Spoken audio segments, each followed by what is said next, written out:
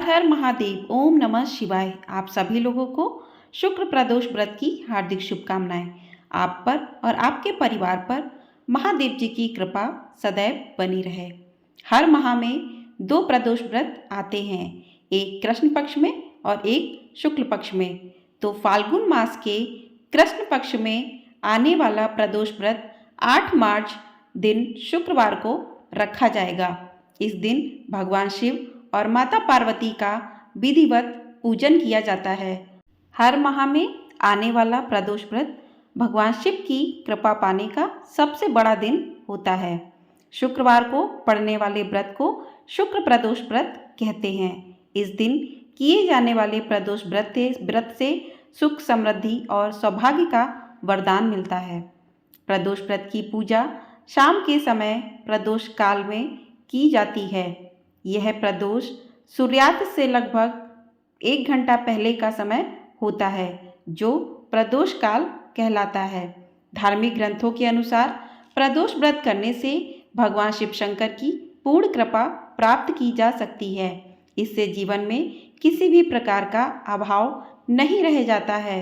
इतना ही नहीं, समस्त आर्थिक संकटों का समाधान करने के लिए प्रदोष व्रत अवश्य करना चाहिए। इस व्रत के प्रभाव से हर तरह के रोग दूर होकर बीमारियों पर होने वाले खर्चे में कमी आती है। भगवान शिव को ज्ञान और मोक्ष का दाता माना जाता है, अतः अध्यात्म की राह पर चलने वालों को प्रदोष व्रत अवश्य करना चाहिए। इस दिन विधिवत भगवान शिव और माता पार्वती का पूजन करना चाहिए और प्रदोष व्रत की कथा को अवश्य सुनना चाहिए। तो आज की वीडियो में हम सुनेंगे शुक्रवार प्रदोष व्रत की संपूर्ण कथा। आपसे अनुरोध है कि कथा को पूरा अवश्य सुनिएगा। तो चलिए कथा को शुरू करते हैं।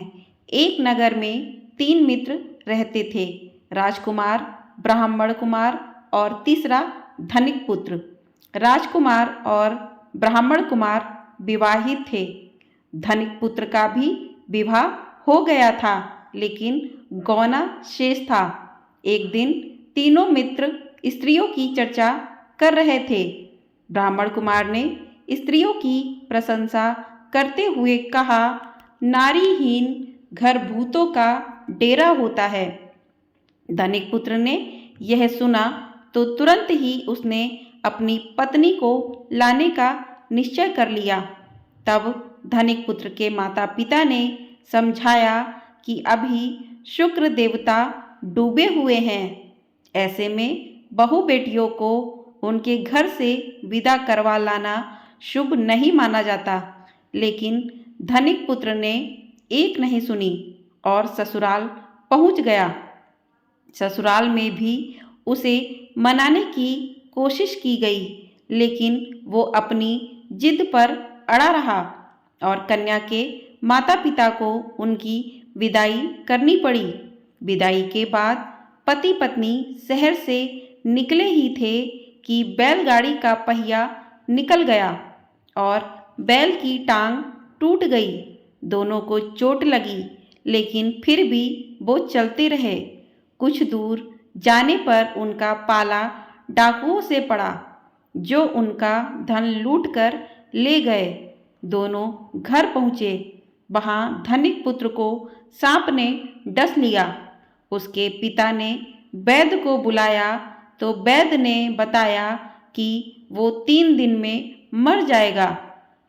जब ब्राह्मण कुमार को यह खबर मिली तो वो धनिक पुत्र के घर पहुंचा और उसके माता पिता को शुक्र प्रदोष व्रत करने की सलाह दी और कहा कि इसे पत्नी सहित वापस ससुराल भेज दें।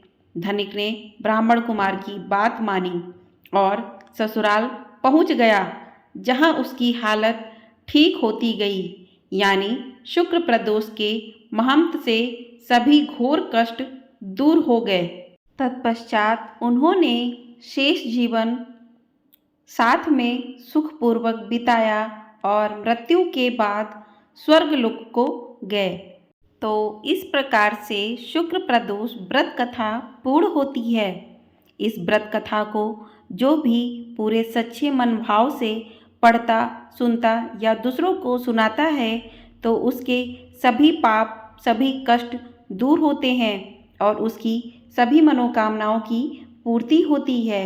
और इस दिन आप शुक्र प्रदोष व्रत की कथा सुने सुनाएं और कथा समाप्ति होने के बाद हवन सामग्री मिलाकर 11, 21 या 108 बार ओम ह्रीं क्लीं नमः शिवाय स्वाहा मंत्र से आहुति दें। उसके बाद शिव जी की आरती करें तथा प्रसाद वितरित करें। उसके बाद भोजन करें।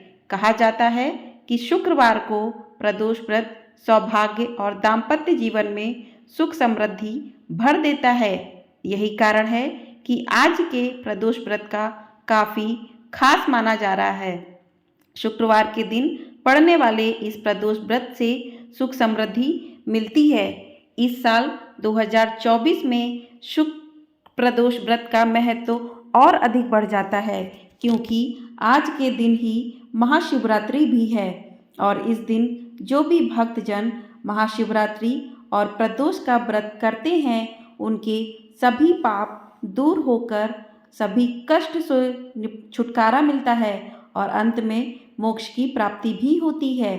तो इस प्रकार से शुक्र प्रदोष की व्रत की कथा को अवश्य सुने और इस दिन शिव जी और माता पार्वती जी का विधि पूर्वक पूजन करें। शिव जी को और माता पार्वती जी को चौकी पर आसन बिछाकर बैठाएं और उनको विधिवत पूजन करें। जल से अभिषेक करें, उसके बाद तिलक लगाएं और माता पार्वती को रोली या कुमकुम से तिलक करें। उसके बाद तत्पश्चात ही फूल, अक्षत, नैवेद्य आदि अर्पित करें।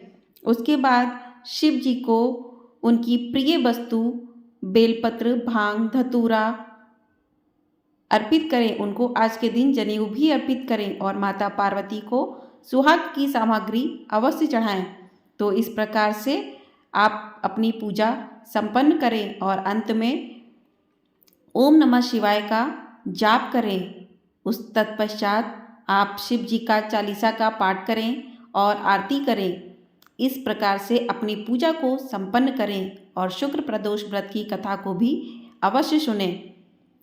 इस प्रकार से आप पूजन विधि करके, आरती करके, प्रसाद चढ़ाकर प्रसाद को वितरित करें और स्वयं भी प्रसाद को ग्रहण करें। इस प्रकार से आपका शुक्र प्रदोष व्रत पूर्ण होता है और इस दिन आप पूजा अर्चना करने के बाद शिव जी से क्षमा याचना अवश्य करें कि पूजा में हुई भूल के लिए वो आपको क्षमा करें और आपकी सभी मनोकामनाओं को पूर्ण करें। आपको ये जानकारी पसंद आई हो तो वीडियो को लाइक, ज़्यादा से ज़्यादा लोगों में शेयर और चैनल को सब्सक्राइब भी ज़रूर कर दीजिएगा। आपको यहाँ पर महाशिवरात्रि व्रत कथा भी अवश्य सुनने को मिलेगी। हर हर महादेव। ओम नमः शिवाय।